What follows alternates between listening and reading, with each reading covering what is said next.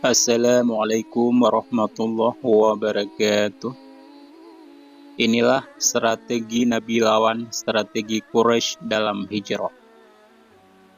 Simak ulasannya dengan menonton video ini hingga akhir.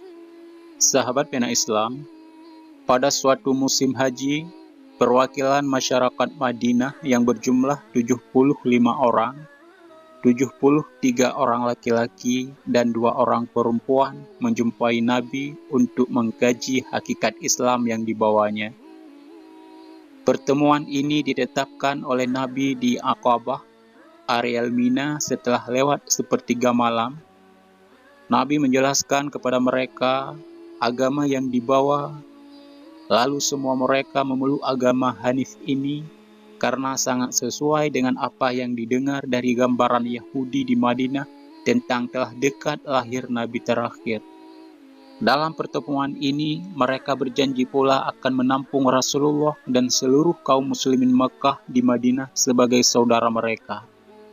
Pertemuan ini disebut dengan Bai'at Aqabah II.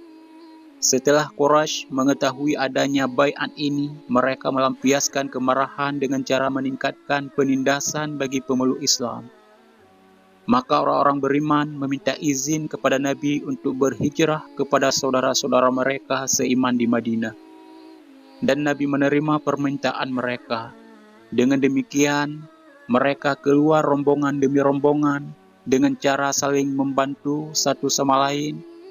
Sementara Nabi sendiri tetap bertahan di Makkah, karena tidak bijak seandainya beliau terlebih dahulu keluar meninggalkan umat dalam keadaan tertindas demikian. Sebab beliau adalah pemimpin, pembuat program, dan pengawas untuk berbagai suasana dan situasi. Menghadapi kenyataan di atas, Quraisy bermusyawarah di Darun Nadwah, balai musyawarah Quraisy, yang dihadiri oleh seluruh Bani kecuali Bani Hashim. Dalam rapat pembahasan penjegah dakwah Muhammad, ada yang mengusulkan agar Muhammad dikurung di sebuah rumah yang digombok dengan rantai besi. Usul itu ditolak oleh kebanyakan peserta karena akan ada saja caranya Muhammad terlepas dari kurungan tersebut. Muncul usul yang lain agar Muhammad dibuang saja ke negeri lain yang jauh dari Makkah. Usulan ini ditolak mentah-mentah dengan alasan bahwa Muhammad adalah orang yang sangat pandai bicara dan perkataannya memikat semua orang.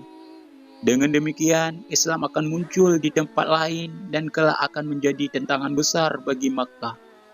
Usul ketiga muncul agar Muhammad dibunuh, dan yang membunuhnya adalah utusan dari setiap bani dengan pedang tajam, agar Bani Hashim tidak dapat menuntut bela terhadap pembunuhan tersebut.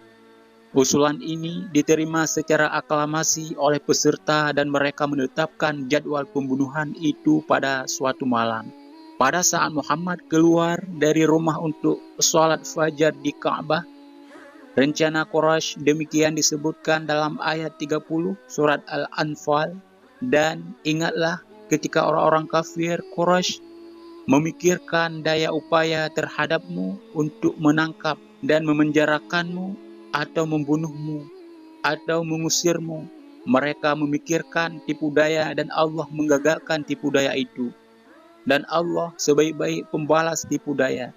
Nabi mengetahui rencana Quraisy yang rapi itu, maka beliau juga menyusun strategi balik yang lebih rapi dari itu agar dapat keluar dari Makkah tanpa terjadi benturan sedikit pun dengan kaum Quraisy. Rencana yang disusun dengan baik adalah sebagai berikut. Pertama, Abu Bakar membeli 2 kendaraan unta yang terpasang sekeduk tempat duduk di atas punggung unta, lalu menyerahkannya kepada Abdullah bin Uraikih, seorang ahli penunjuk jalan di padang pasir menuju Madinah. Kendaraan yang dipersiapkan itu dikeluarkan oleh Abdullah pada hari dinyatakan Nabi bersama Abu Bakar siap akan berangkat ke Madinah. Kedua, Ali bin Abi Thalib diminta untuk tidur di tempat tidur Nabi pada malam rencana Quraisy membunuh Nabi. Ketiga, Abdullah putra Abu Bakar, seorang pemuda cerdas, bijak dan cepat menguasai suasana, bertugas memata-matai gerakan dan sepak terjang orang Quraisy. Kemudian semua berita itu disampaikan kepada Rasulullah dan Abu Bakar yang bersembunyi di Gua Sur. Juga dia harus tidur di malam hari di gua itu untuk menemani mereka. Dan setelah lewat tengah malam, harus kembali ke Makkah agar Quraisy tidak curiga bahwa Abdullah bersama Nabi dan Abu Bakar. Keempat, Amir bin Fuharah, hamba Abu Bakar, bertugas menghapus jejak telapak kaki kuda Nabi berjalan. Kepadanya juga ditugaskan untuk mengembala kambing di siang hari, dan di sore hari kambing yang telah dipanggang itu diantar ke gua untuk dimakan oleh Rasulullah bersama Abu Bakar, juga menjadi bekal dalam perjalanan mereka. Kelima, Asma binti Abu Bakar mendapat tugas untuk membawa makanan pada malam hari ke gua selama Nabi dan Abu Bakar masih bermalam di sana. Dipilih Asma untuk tugas ini cukup tepat karena dia seorang perempuan yang tidak bisa dicurigai dan tidak diperhitungkan oleh kaum Quraisy bahwa dia berani berjalan malam ke tempat yang jauh.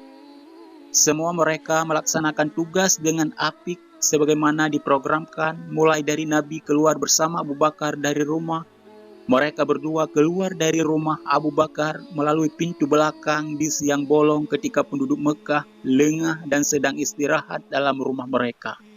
Arah perjalanan yang dituju juga tidak langsung ke arah utara, yaitu mengarah ke Madinah. Akan tetapi Nabi mengambil jalan menuju ke Gua Sur melalui arah selatan Mekah. Dilakukan demikian untuk mengelabui orang Quraisy.